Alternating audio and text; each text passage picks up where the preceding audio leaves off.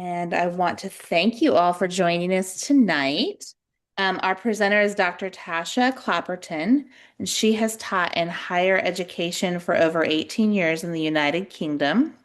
Her psychology PhD focuses on sensory processing in ASD and ADHD with specialization in tactile processing. Tasha now runs a family business here in Plano. And we're very grateful for her time and her expertise. And I will turn it over to Tasha. Tasha, thank you for joining us. Thank you so much, Judy, for introducing me. And hello, everybody. I can't see you all, but I know you're there in the background. It's an absolute pleasure to be able to give a little chat and a workshop with you. And I really hope that you get something from it. And I have put my email at the end. So if you want to email or anything you want, any other questions you have, please don't be afraid to do so. So I will now share my screen and we can get started. If it allows me to share my screen, that will be very helpful. There we go. Can you see that? Yes. Yes. Okay, great. So today I'd really like to talk about the importance of emotional intelligence and resilience. Now, resilience and emotional intelligence tend to be a big topic, but I really want to show how they are intrinsically linked and how that emotional intelligence can really help you build resilience and mental toughness. So this is kind of a broad overview. We're going to look at what is emotional intelligence, because there's sometimes there's a bit of confusion about what it actually is, and how important emotional intelligence is for later success in life. What do we mean by resilience and mental toughness? And what is the link between all three? And these questions, the last few, are always asked by my students. So they say, when you have intelligence that is kind of fixed from a young age, what about emotional intelligence, and can you improve it? So we'll look at that. And what about resilience? So there's a lot of theories about resilience. You can't really teach it, you can't really develop it, but now we've actually shown that you can develop resilience by practicing a few little tools. And we're going to talk about those tools in the very last few slides. So what is emotional intelligence? I'm sure the majority of you have heard this kind of phrase, EQ, IQ, and it's out in the workplace all the time. And there's a number of definitions, and kind of the most famous definition is that it's the ability to perceive, use, understand, and manage emotions effectively, of your own and others. But I kind of like the extended version, and that it's about how do we use these skills of self-awareness, self-regulation, and social awareness in terms of developing relationships. How do we use those skills in terms of communication? How do we practically apply those emotional intelligence skills? And there's some literature there that if you want to take that further. And there's these core components of emotional intelligence. So there's self-awareness. So can you recognize your own emotions? There's self-regulation. So once you've recognized it, are you able to regulate it? So if you get really angry or really frustrated, how effectively are you able to regulate those emotions?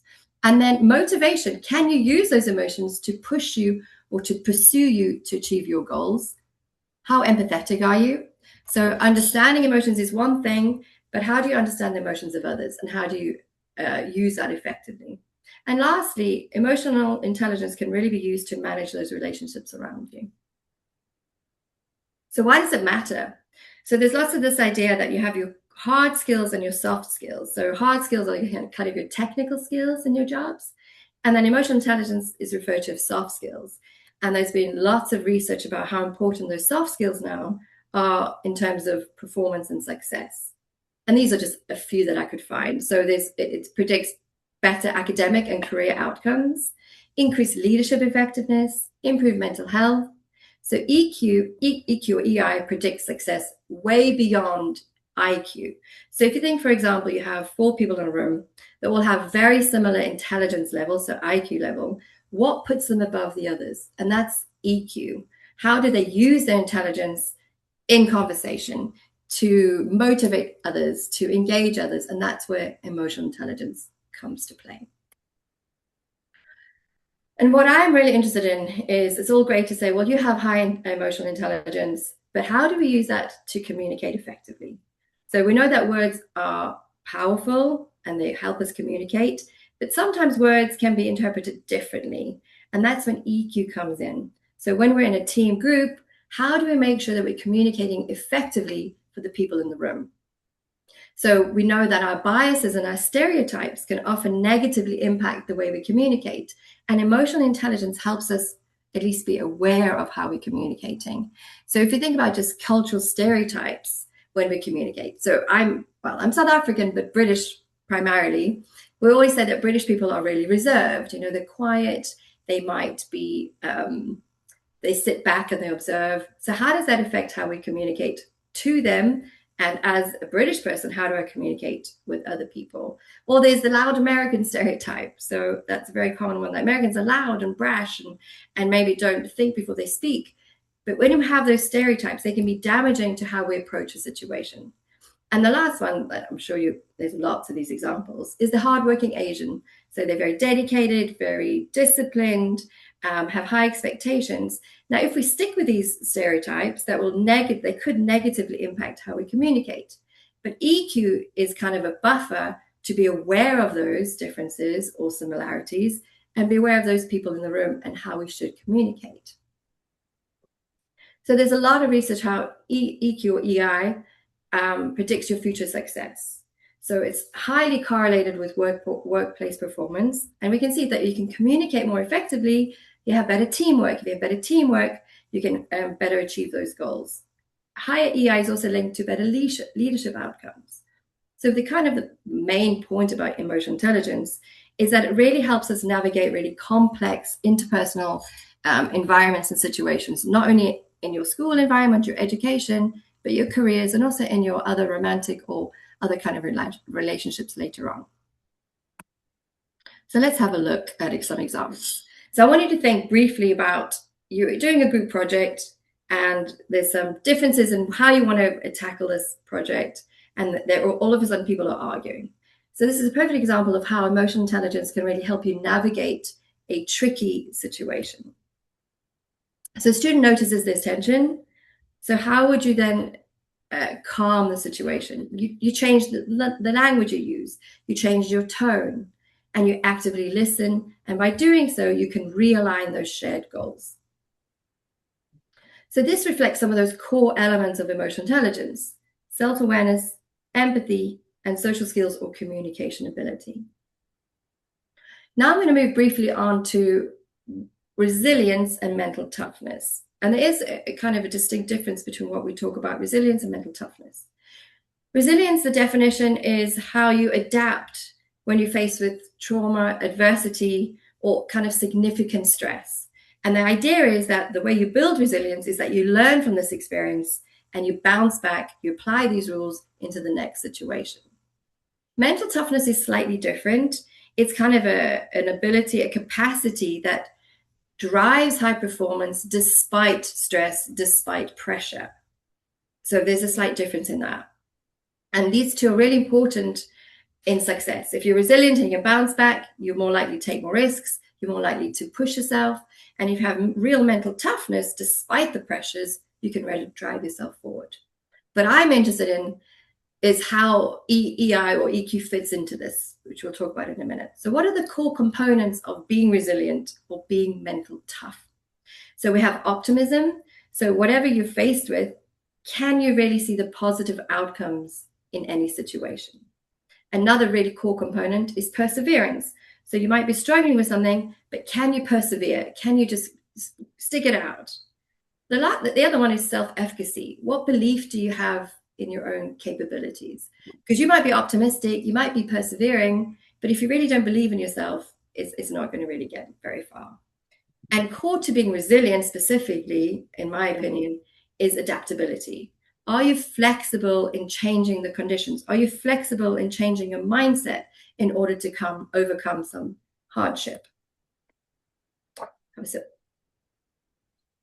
So what I think is really crucial, we've just said that, emotional intelligence is important in communication. It's important for later success, but how does it fit into resilience? So emotional intelligence can support resilience in a number of different ways. So we've said that emotional intelligence, part of the core components is self-awareness. So if you can sit back and help and look at why you're stressed or what you're feeling, this will help not only recognize your stress earlier, but then how to address it. It'll help you regulate that emotional reaction. So if we're quick to anger or quick to get disappointed, then we're more likely not to kind of bounce back from any kind of stressful or traumatic experience. But if we're able to recognize what we're feeling and regulate it, that makes us better understand how we can move forward.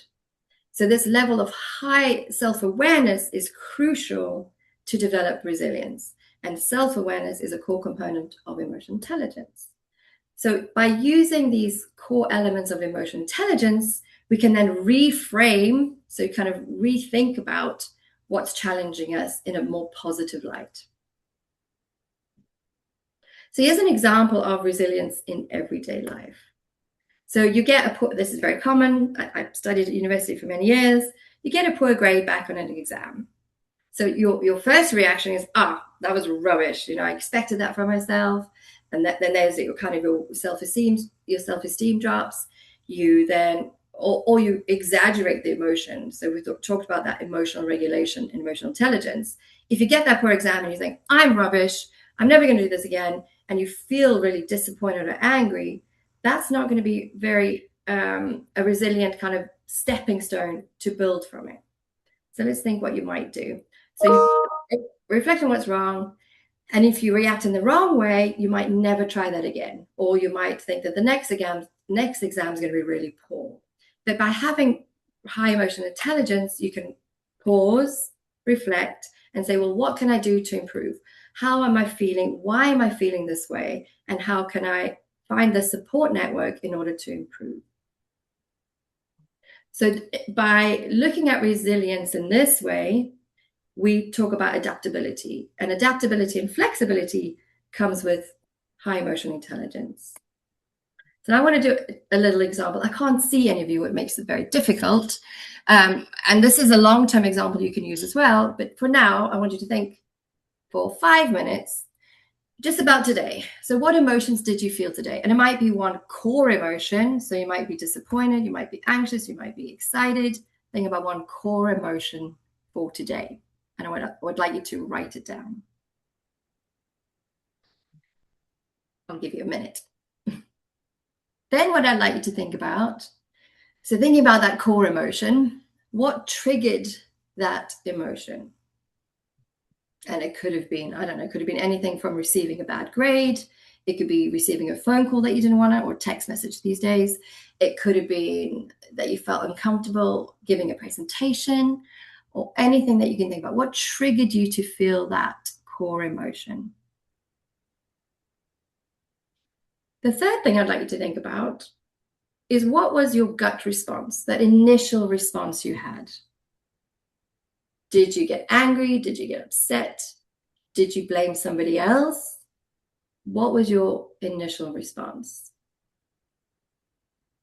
Now, the last question I think is really important, because this is how we then build on, right? So this is how I normally react. I get angry, I blame other people, or I blame the circumstance, or I blame my bad grade, and I get so angry, I storm out, or whatever your response is. But now this is the crucial bit. How in future can I respond differently? And this is where emotional intelligence comes in. So how can I reframe the situation? How can I make sure that I don't respond in this way next time?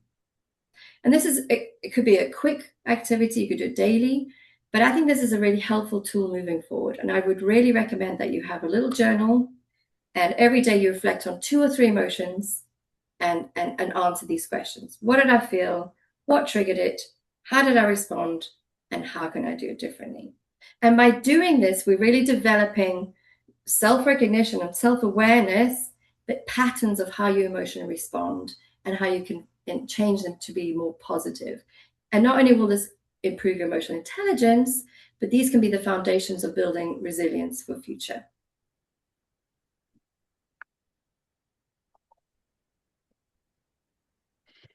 Another one I'd like to think about is how emotions can determine decisions.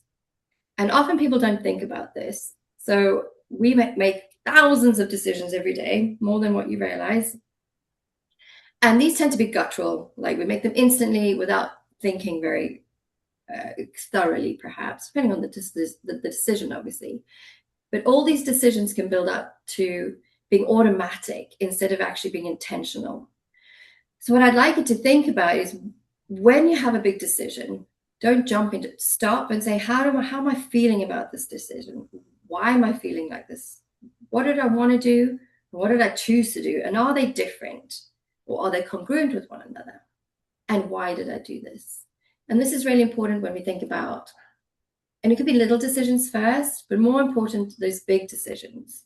And how has the emotional side, your emotional intelligence, changing your choices or changing the direction of your choice? So I'd also like you to think about this, and that you could do this in the same part in terms of your journal as well. Now we've said that emotional intelligence is important for a number of factors. We said that you can build resilience by looking at your past experiences and perhaps thinking different ways of tackling that. But what about some real practical tools to improve emotional intelligence? And there's hundreds online you can find, but some of them could just be pausing. So before you jump into anything, breathe, listen to your body, feel the emotions, label the emotions daily, so you can find patterns of what you're feeling. Secondly, active listening. So if you think about one of the core aspects of emotional intelligence is being able to listen. So we're very quick to jump in when people talk about something, especially if it's something really exciting that we're interested in. But practice active listening and label your emotions. We think we're very good at labeling our emotions, but emotions are very complicated. We tend to stay on the very surface level of emotions, like angry, sad, happy, whatever. But even when you think you're feeling happy, pause and think, is this just happy, or am I excited about something? Am I anticipating something? What is causing this feeling of happiness? And really get more careful and accurate at labeling your emotions. And the last one's pretty difficult because we're not very good at receiving feedback from anybody, but it's important that you ask your close friends or your parents, your siblings, to give them feedback on how you perhaps react in certain situations. Do you jump to some emotion more regularly than another? Are you really defensive?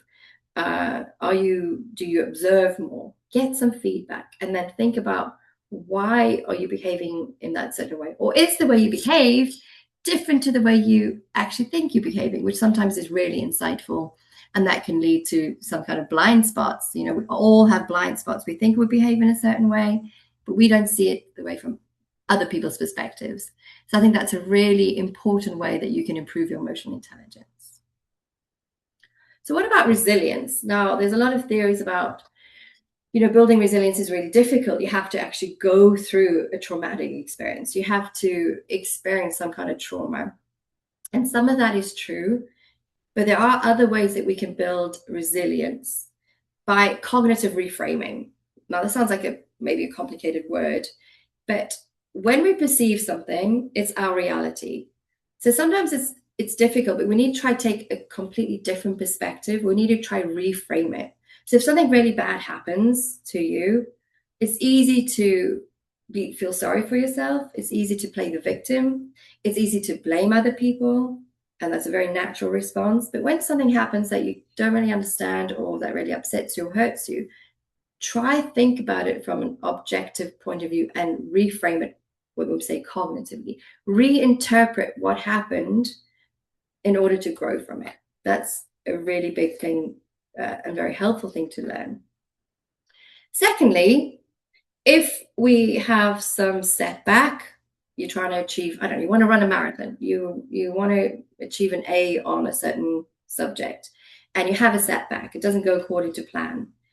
In order to build resilience, you don't just give up and go, well, that was a waste of time, I'm never going to do that again. How do you set some really realistic, what we call SMART goals? I'm sure you've heard of this: specific, measurable, achievable, realistic, and timely goals in order to get to where you want to be. So specific, don't be ambiguous, like, well, I just want to be healthy. Well, that's very general. What specifically do you want to achieve in that goal? So when I say I want to be healthy, I want to make sure that I have lower blood pressure. And how am I going to do that? I'm going to measure it. How am I going to achieve that? I'm going to eat certain ways. I'm going to run every 2 days. Be realistic, right? If I'm saying that I want to run a marathon, well, can I do that? Is it realistic for me? Is it realistic for my set of skills, right? What are the core skills that I've got that is realistic to set this SMART goal? Because if we set up with an unrealistic goal, it's just going to set us back and we're never going to get there. Timely is really important as well. It's no good saying, well, I just want to get healthy at some point. Well, how's that a SMART goal? It's not specific, it's not measurable, it's not actionable, and it's not realistic, and it's definitely not timely. So if I wanted to say, I want to make sure that I can be healthy by reducing my blood pressure over a 3-month period, that's a much smarter goal than me saying, I just want to be healthy. So think about that in any kind of situation. And this helps you be more resilient, because the more you feel like you're achieving based on a past setback, you're building resilience. Crucial for resilience, and this is sometimes left out, is building a support network. And it doesn't have to be family, it doesn't have to even be friends, it could be mentors, it could be teachers. What is your network? And actually, your network can be different for different goals that you set. So think about, it doesn't have to be big. It could be 4 people, it could be 3 people, it could be not even one person specifically, it could be going to a specific sports group, or a kind of, I don't know, a philosophical debate group. Whatever your support network is, think about what goal I want to achieve and what is the network that I need to help me support that. Fourthly, as we always hear about this, everyone's stressed and anxious.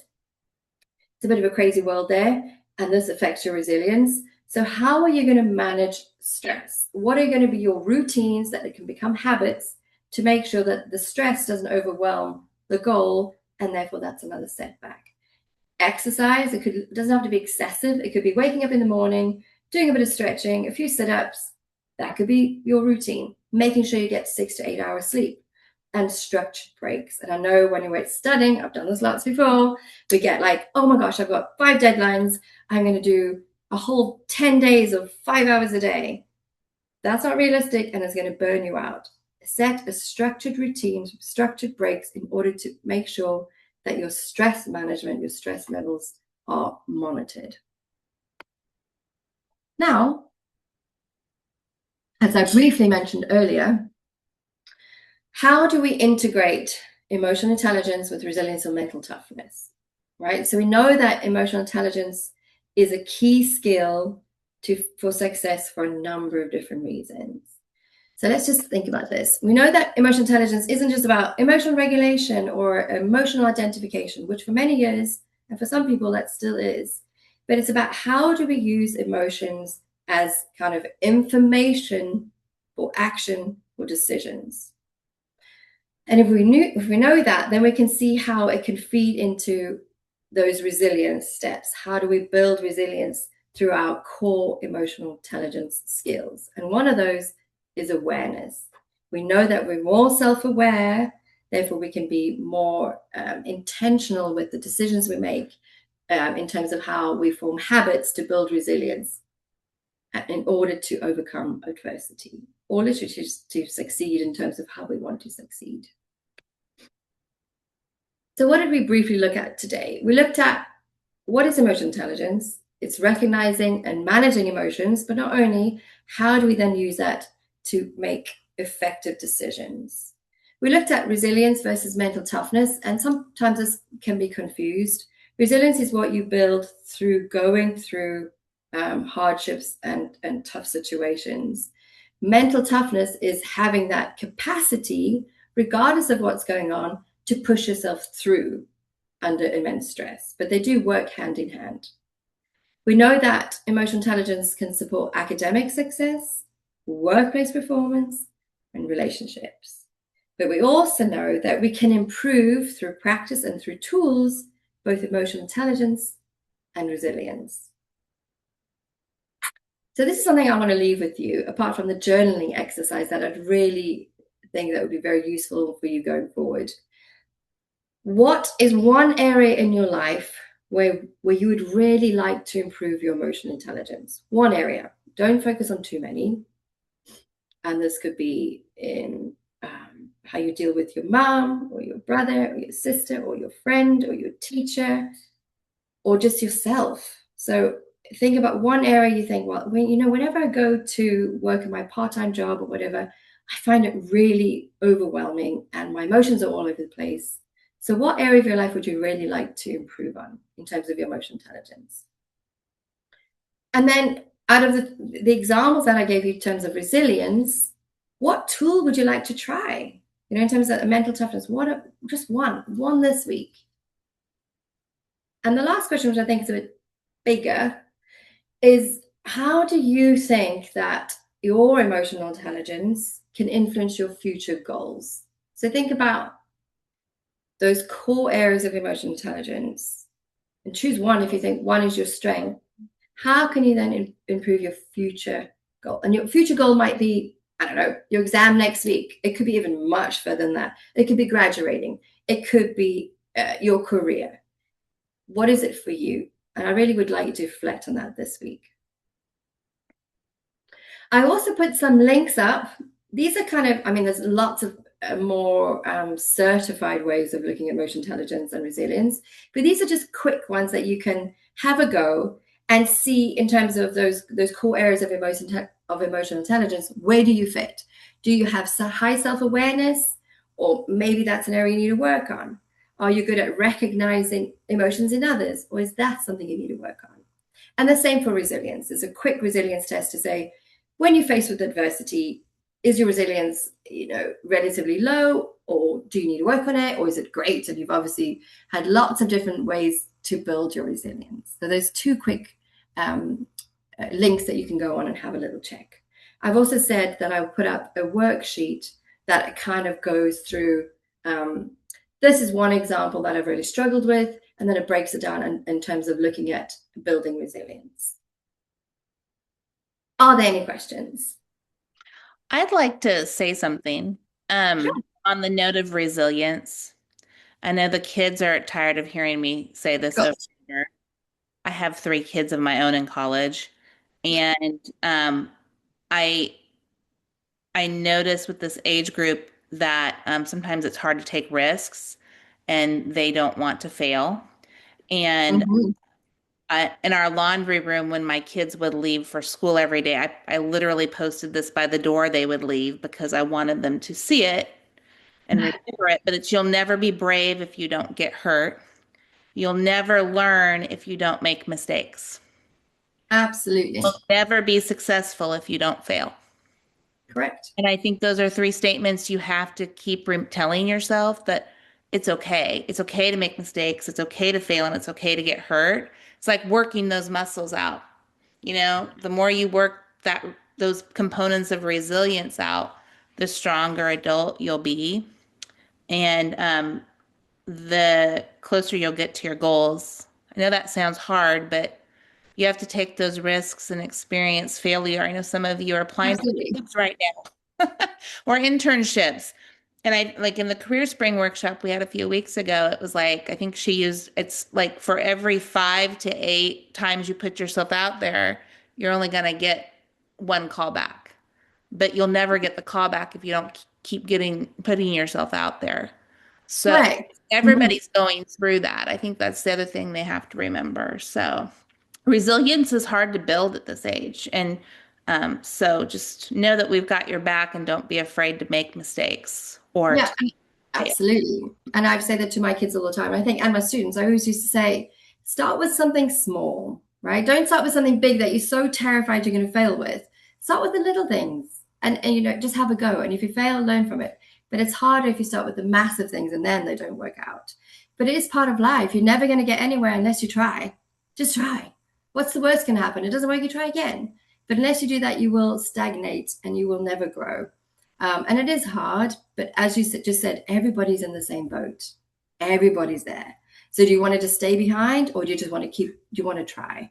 But I think for my children and my students, I always say just something little, try the little things first and kind of build resilience slowly instead of reaching too far and then it destroys you and then you don't ever want to try again. So if you start little, it's a lot easier. The little fails are harder to cope with than the big fails. That would be my advice. I love that strategy. Yeah. Any other questions? I think they're all in midterms. And it's late. I I'm was like, sorry this is about a that. late class. It's late for us old people, but for them, they're just getting started. I Well, know good that luck I with get that. all your texts at like 1 in the morning No, no. or their emails at 1 in the morning. I'm like, why are they not in bed? So, do you guys have questions? And as I said, my email is on the last slide. So if you have any questions or anything, please feel free to reach out. Okay. Well, thank you for your time and hearing it out. Anytime. Oh, did I miss somebody? I heard somebody. No? Okay. Okay, and on that note, I hope to see all of these wonderful faces again at Taste. Oh, look at all the thank yous down in the chat. Don't Thank you, everybody. we have It's such really polite nice to children? speak to you guys. And good luck on your midterms if you're in midterm. Yes, good luck. Good luck, Pray for everybody. you. Okay. Thanks, Thank guys. you Y'all so did it much. tonight. Thank I'll send you you. an email. Bye-bye. You can go. Go study. Yes, study. Thank you. Thanks, Tosh. Appreciate it very much. I'm going to stop the recording.